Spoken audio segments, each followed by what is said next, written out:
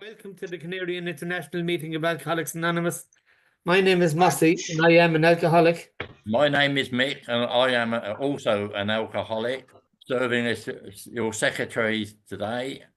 Please join me in a moment's silence to remember the still suffering alcoholic, both inside and outside this meeting.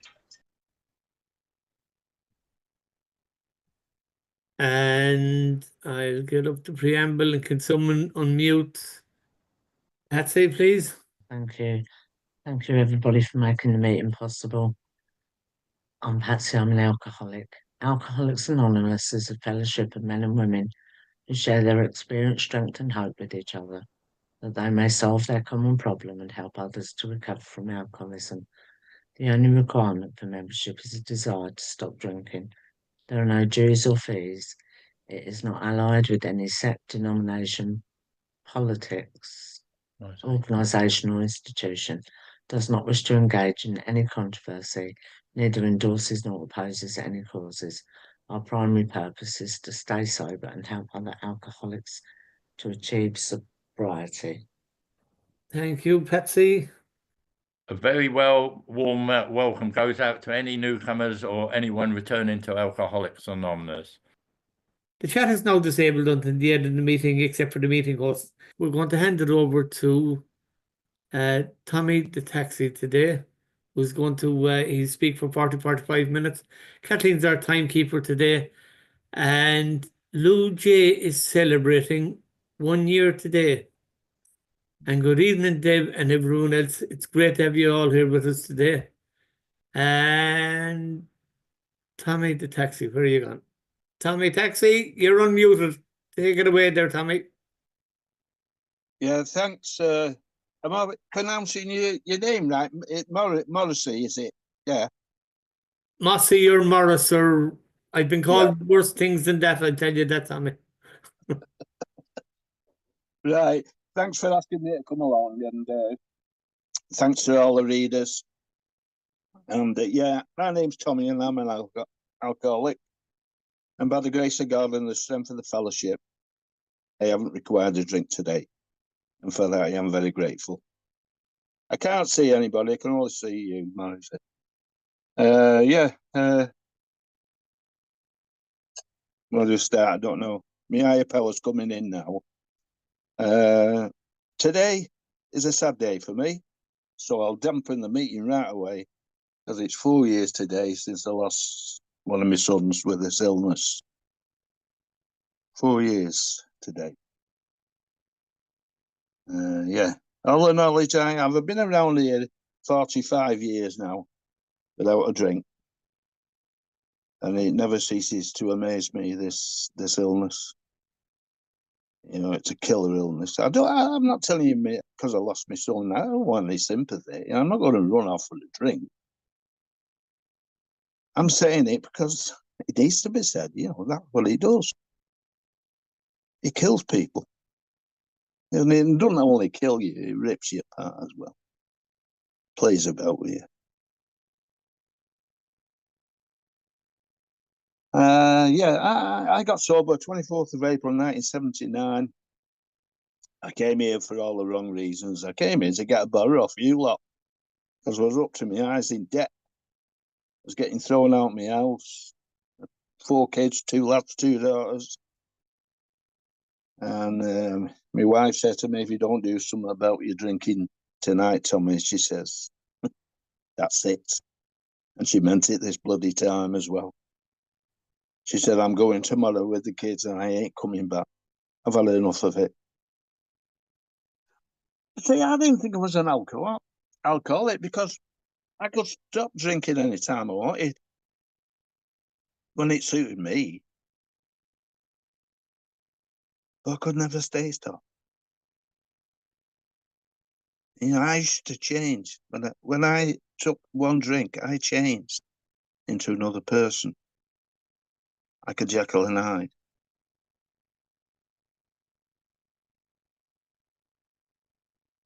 I have a progressive illness, and it's progressing in me as I speak. I know that for a fact.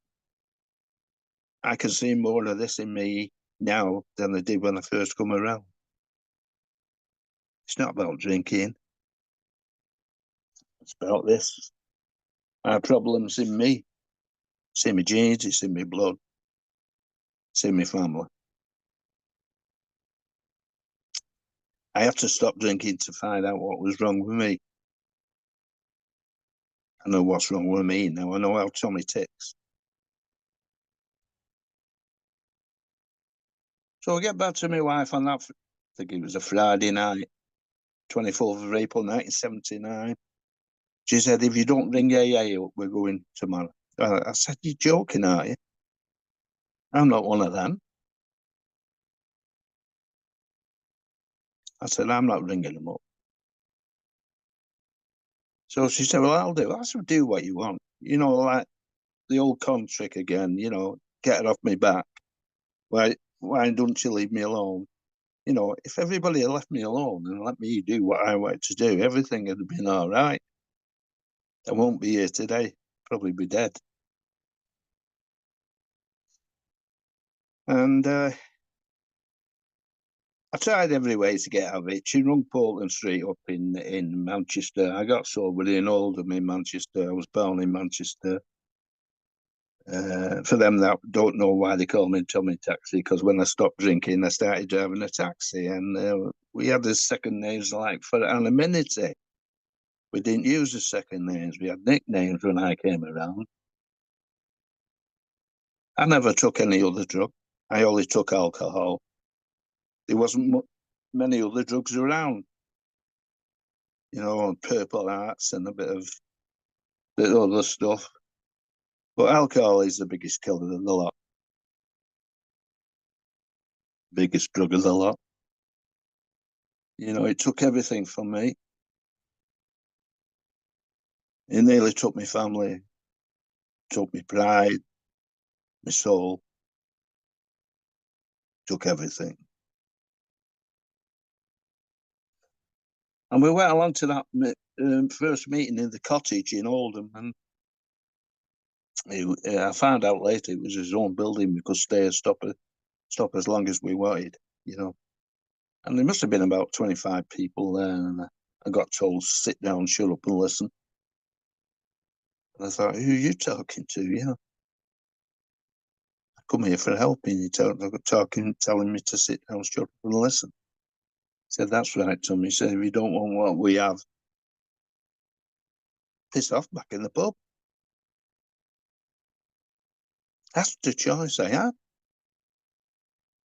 And I was a fit lad, you know, 39 years of age. And I was a scaffolder then when I was drinking. I used to, what's the name? You know, I used to work with people that could drink a lot more than me. But there was a difference. I used to, you know, they used to go home and get washed and changed, fetch the wives out. I'd still be there in my shits, excuse the language, with my scaffolding spanners hanging down. And they'll come in and say, God, Tommy, are you still here? I say, you know, yeah, so it was normal. The abnormal became normal. I can see it all now. The fog's cleared, you know. I can see how I was and how I am today. Priceless is what I have.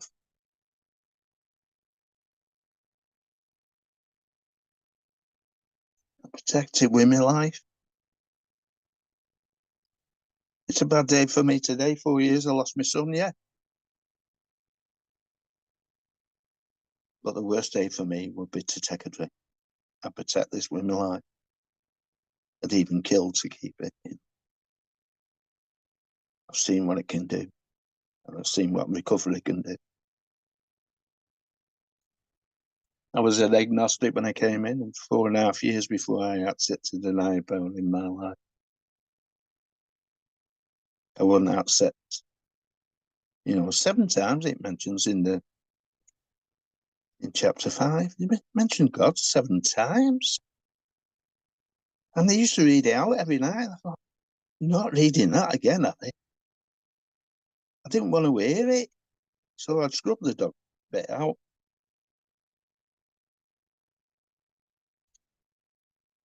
But I kept going to my meetings at the night time. I managed to get a job on nights, kept me away from the pubs. I was a pub drinker. I never drank in the house. There would be too much interference if I drank in the house.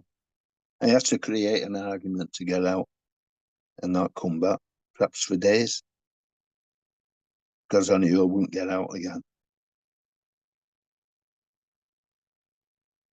So that night we went along to this meeting.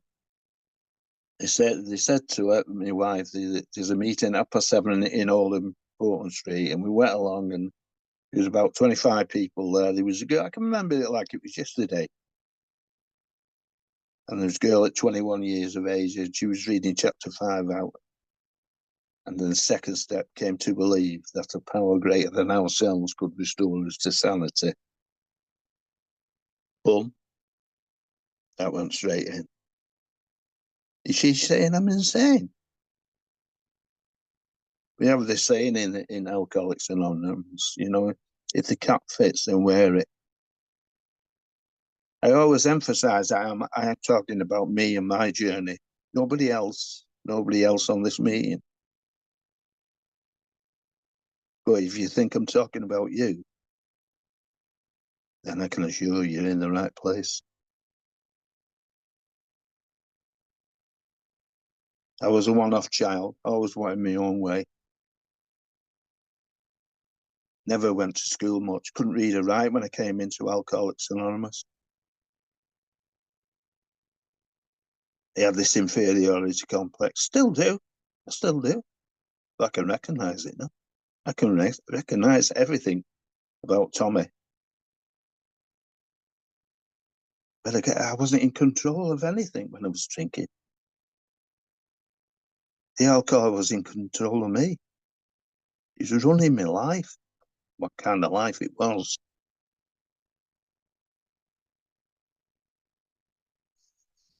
And at that meeting, that 21 years of age, this girl chairing, she'd done things I hadn't even got around to doing. I thought, she can't be an alcoholic, but when she spoke and did the share, oh God.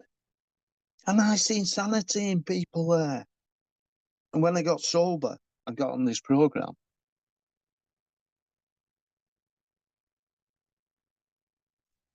I really seen what it was like.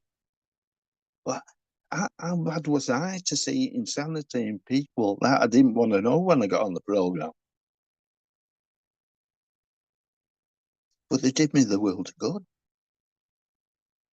That's how AA works. Might be somebody sharing and they say, well, bloody hell, he's not sharing again, is he? Who am I to say? Somebody in that meeting might be getting something out of it. I'm not God anymore. He is an higher power. And I'm not it.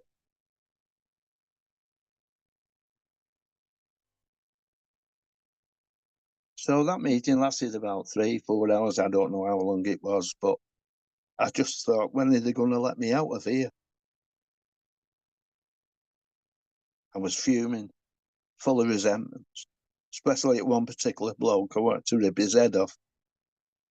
He kept looking at me over the top of his glasses. That man knew exactly what I needed. I wanted to kick up the backside.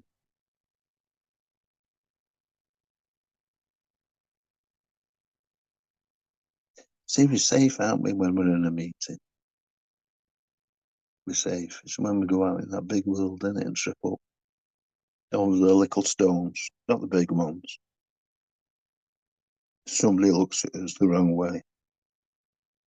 I'm speaking about myself. Somebody looks at me the wrong way. That's how I am. I take a resentment. That's another illness I have.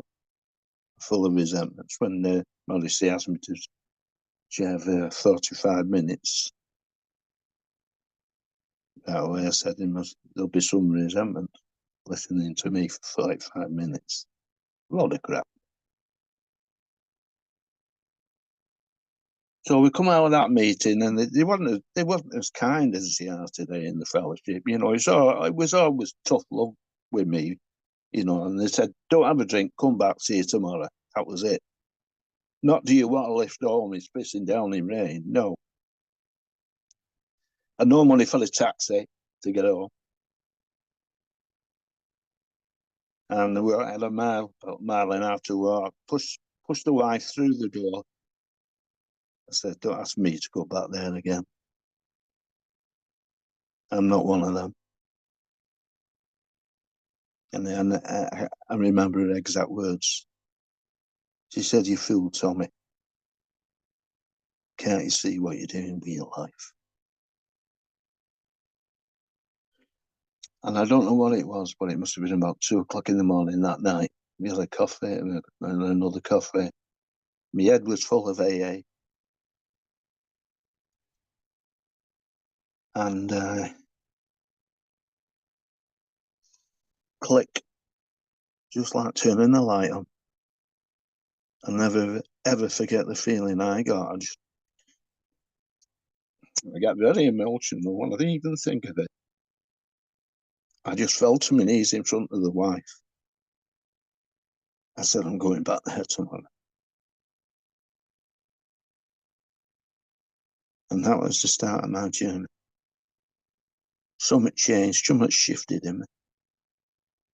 Well, whatever you want to call it, God, I don't know what it is. But I accept everything this fellowship has to offer me.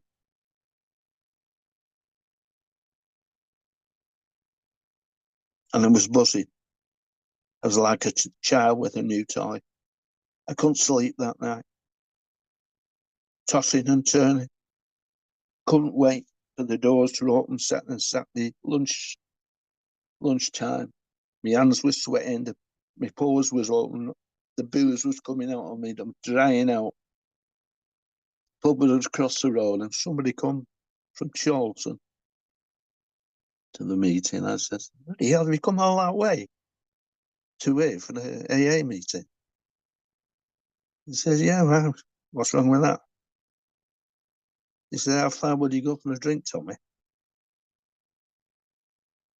I used to live in a village in Mickleton Junction, and there was bar there with 7 pubs. There was only 7 pubs in the village. I had to catch a bus to go for a drink. It had been only 1 pub. Had they gone to any length to go for a drink? Now it's a reverse process. I go to any length to keep this what I have.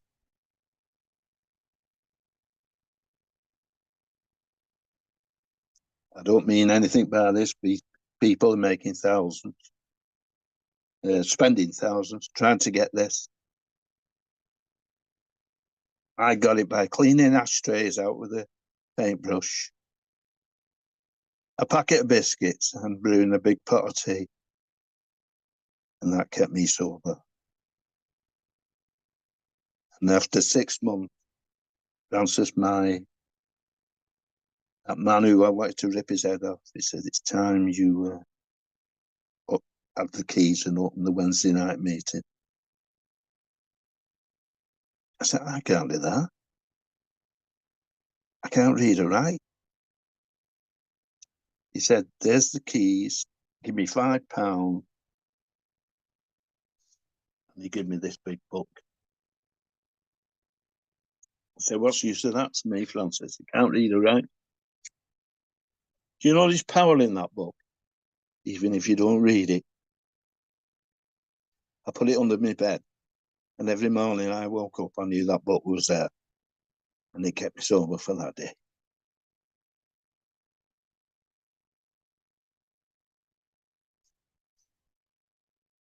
And I started sharing this Wednesday night meeting in a really eerie place, this cottage in Oldham. Meeting was upstairs. And I brewed a big pot of tea, got the biscuits out, got all the literature and the slogans out. And I sat at the table and I was shaking like a leaf. 6 months sober. And nobody come. So I stayed well 9 o'clock. Nobody come. And this went on for a couple of weeks, and I rung my sponsor up, Francis, and I said to him, I said, this meeting's, it's not taking off at all. We had 9 meetings a week there, and Wednesday night was the lower end of the meetings for some no reason. And I said, there's nobody coming. I keep opening up, brewing tea, and getting everything ready. He says, so? He says, you're coming, aren't you? Are you going? You were opening up. I says, yeah. He said, well, that's okay then. It's keeping you sober. And one night, I heard this rustling coming up the stairs, and I scared stiff. It was a winter's night, all dark outside. And I opened the door, and this drunk fell in. And he said, I think I've got a problem. Can you help me?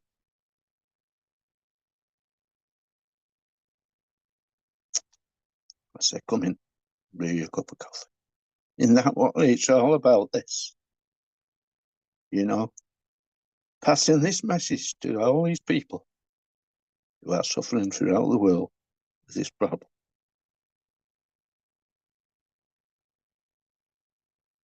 Just to do that, just to be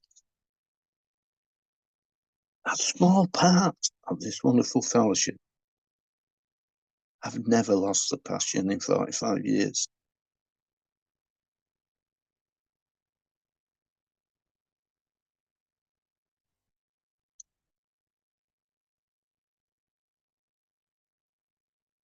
My daughter's on this meeting tonight.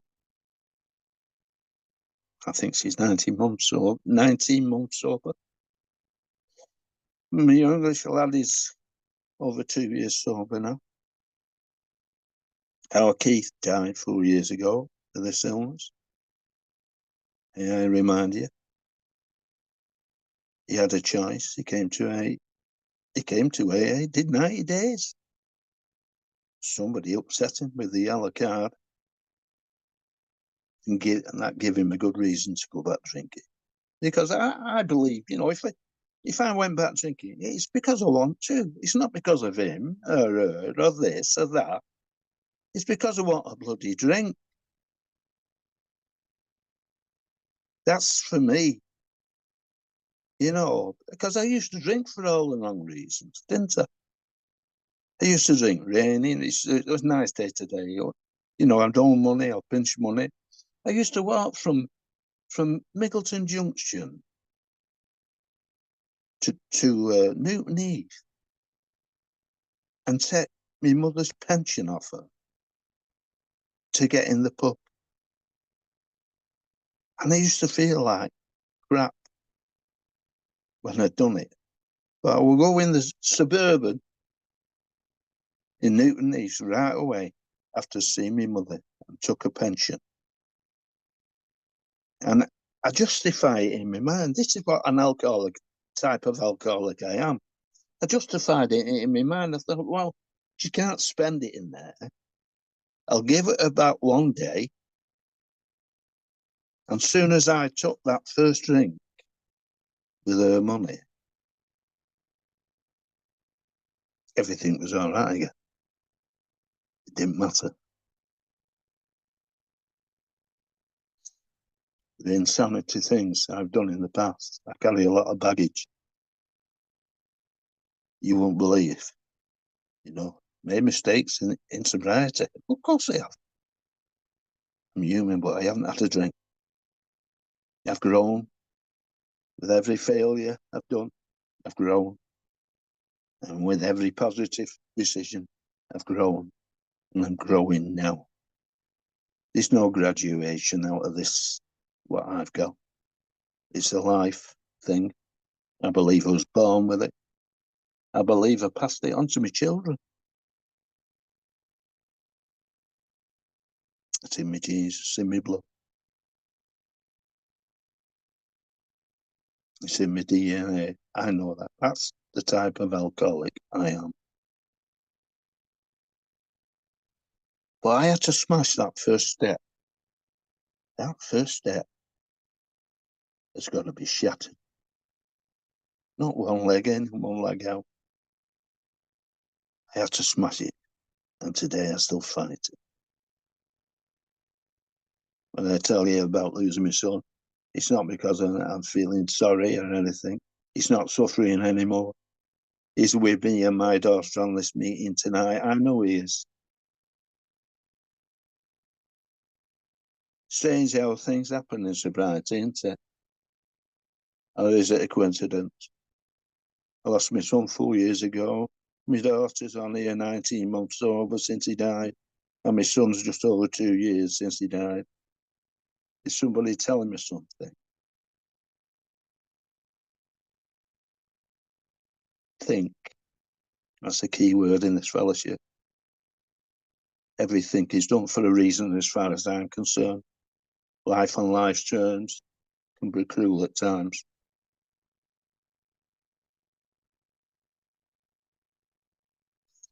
I've been through cancer. My wife's in a wheelchair. She's had numerous operations. But I'm there. It's payback time. I'm there to help her. She looked after a lunatic for 25 years and never walked out on me. She was in Al-Anon for over 40 years. When we went to that meeting, she came with us that first meeting. She sat in the Al-Anon room reading a book. You'd have thought she was the alcoholic, not me. She's so badly affected by what I did to her and the things I did. It's not about me. I was a drunk.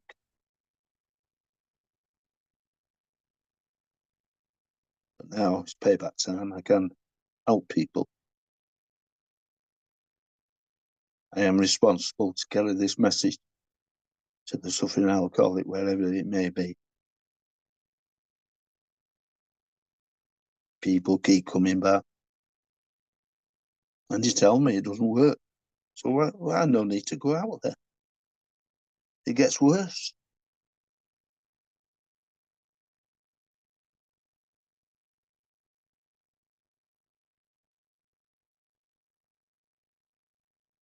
So I don't know how long I've got more to say. I've been going on a bit. You've been over 10 or 15 minutes if you want, Tommy. Okay, yeah. Oh, the God bit. Yeah. I get onto that now. Well, I didn't like when I came here. 4.5 years went upset. I was going to meetings every night and managed to get a job on nights. Kept me away from the meetings, was sleeping through the day, going to the 7:30 meeting, and then finished coming out of the meeting at 9 o'clock and going to work 6 on nights, which helped me a great deal. Stay away from them pubs in the early days. But I went outside this higher power business. And I rung my sponsor up one day, and it was a bit of a rough, every time I rung him up, he gave me the answer, but it wasn't the answer I wanted to hear, And I said, Francis, I'm not happy in my sobriety, I was sober 4.5. Even my wife said I haven't changed. Nothing's happened. All you've done is stop drinking. You're a dry drunk. There's something missing. What is it? He said, have you found an higher power yet? I said, how did you do that? He said, go and buy an effing budgie. That was his exact words. No pissing about. And within 10 minutes, he come round to my house in the daylight. I let him in. And he said, I want you to get on your knees with me. I said, you're joking, aren't you? I said, the curtains are open, people's walking past. I feel so embarrassed. He said, get on your knees with me. I said, I don't believe in God, Francis. He said, I didn't ask you to believe in God. I asked you to get on your knees.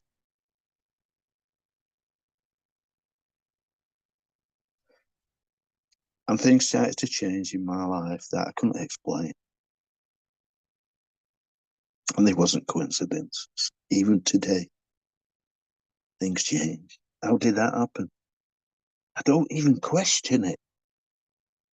I just accept it. It's God's will.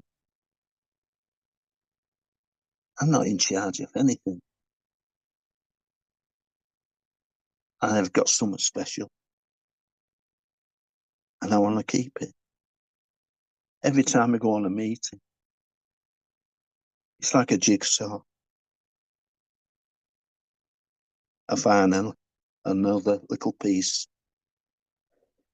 another little piece of this jigsaw.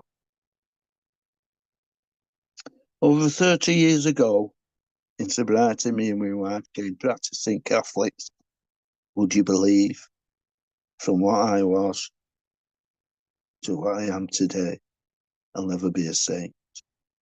I sin every day. But I know now what this is all about. I run a retreat.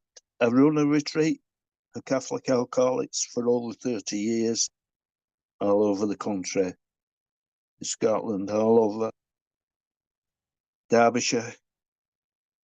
I did that for over 30 years to practice the 11 steps to start through prayer and meditation to improve our conscious contact with God as we understand Him. That's the key word. As we understand Him. How do I understand Him? I'll tell you. Something came into me 45 years ago and it's not gone out. And I call it God. So yeah, it's been a lovely journey. It's had its good points and its bad points. Life on life's turn. 2004, I thought I was dying. I had cancer and they had to take my kidney out, part of my bladder. I said, are you joking? I said, I'm not even ill. Well, I passed some blood in me urine. And that's what they had to do. So if we don't do it, you're going to die. Pass it over to God. It's His will, not mine. 20 years ago. 20 years ago, I'm still here, day at a time. That's all I have. Yesterday's gone, tomorrow's not here. And it's wonderful. I was panicking. I couldn't get on this meeting. This bloody computer of mine has gone haywire. Brand new one. And Morris said, try it on the phone. I've not been on the phone for a Zoom meeting for ages. Anyway, I think it's worked. So I hope I haven't insulted anybody. Morris, he's got my phone number. Anybody, you can pass it on to anybody you want. But I would just like to say to that young girl on here, who's a year sober, Lou, that's what it's all about. See the young people coming in and getting sober and seeing the eyes light up that they're not alone anymore. You never have to be alone anymore. You're free. Freedom is priceless. Free to do anything I want within reason. So whatever happens in my life today, I will not take a drink. I will learn by it in one way or another. So I'll finish after this, Mary. Say there's a line in chapter 5 and it says, there are such unfortunates. They are not at fault. They seem to have been born that way. They are naturally incapable of grasping and developing a manner of living which demands rigorous honesty. chances are less than average. And I put that line down to my son who I lost 4 years ago. God bless you all, and thank you for asking me to come on. Bye, Morrissey. Thanks. Thanks, Tommy. Thank you so much. That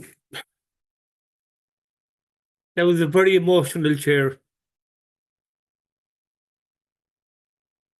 And I got identification with you from the very start.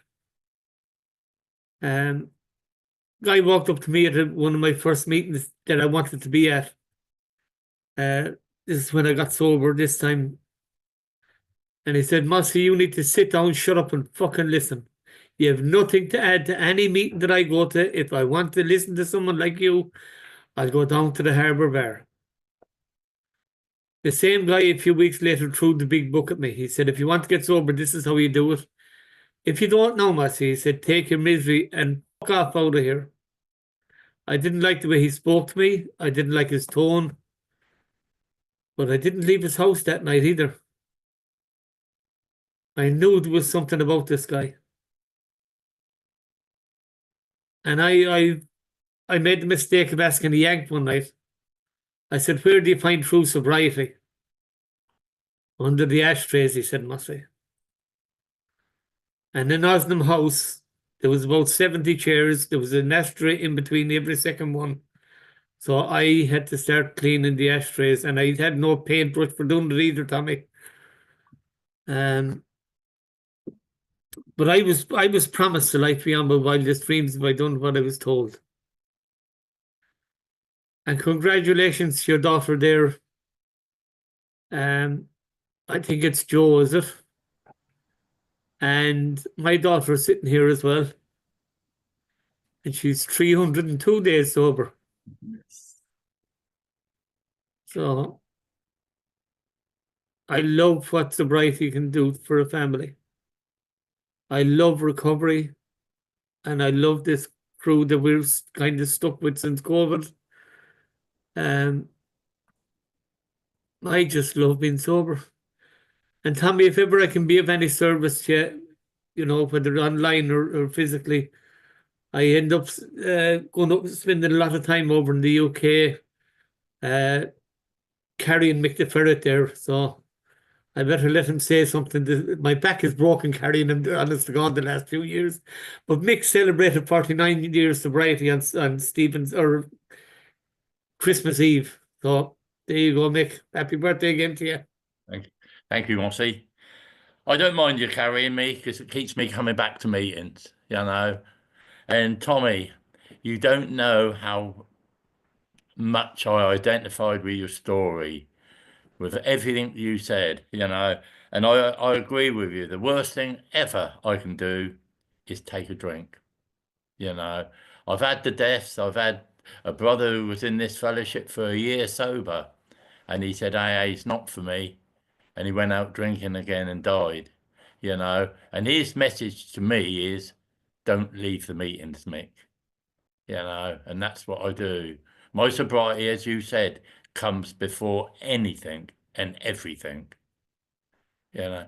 And it's you people that have shown me, you know, how to do this program. I've made millions of mistakes, and I expect I will do more, but I know I've got to keep coming back and put my sobriety before anything and everyone. And Nadia is going to read the promises. My name is Nadia and I'm an alcoholic. Nadia. If we are painstaking about this phase of our development, we will be amazed before we are halfway through. We are going to know a new freedom and a new happiness. We will not regret the past, nor wish to shut the door on it. We will comprehend the word serenity and we will know peace. No matter how far down the scale we have gone, we will see how our experience can benefit others. That feeling of uselessness and self-pity will disappear. We will lose interest in selfish things and gain interest in our fellows. Self-seeking will slip away. Our whole attitude and outlook upon life will change. Fear of people and of economic insecurity will leave us. We will intuitively know how to handle situations which used to baffle us. We will suddenly realize that God is doing for us what we could not do for ourselves. Are these extravagant promises? We think not. They are being fulfilled among us, sometimes quickly, sometimes slowly. They will always materialize if we work for them. Thank you for letting me do service. Thank you. Thank you, Nadia. And thanks, Kathleen, for doing the timekeeper. And who did the first reading? Patsy. Patsy for doing the reading. Don't forget to thank Tommy, the taxi, for coming and joining us this evening. There was an amazing chair. Guys, we're on here 7 days a week. We're on every morning at 8 o'clock for the morning chorus. Meeting starts 8:30 to 9:30. We have a meeting on Sunday at 1 o'clock, a step 11 meditation meeting. Thursdays at 7:30 in the evening. And of course, we've the old timers or authors or something every Saturday at 6 o'clock. And this will continue until we run out of old timers or run out of people to share. We'll just keep this going. That's it, guys. Stick around for fellowship after the meeting. If you need a breakout room, give us a shout afterwards. And the yellow card, Mick. Who you here? What do you hear here? When you leave here, Let it stay here. and Chef will be enabled as we close the meeting with the serenity prayer. Tommy, will you lead us out with the serenity prayer?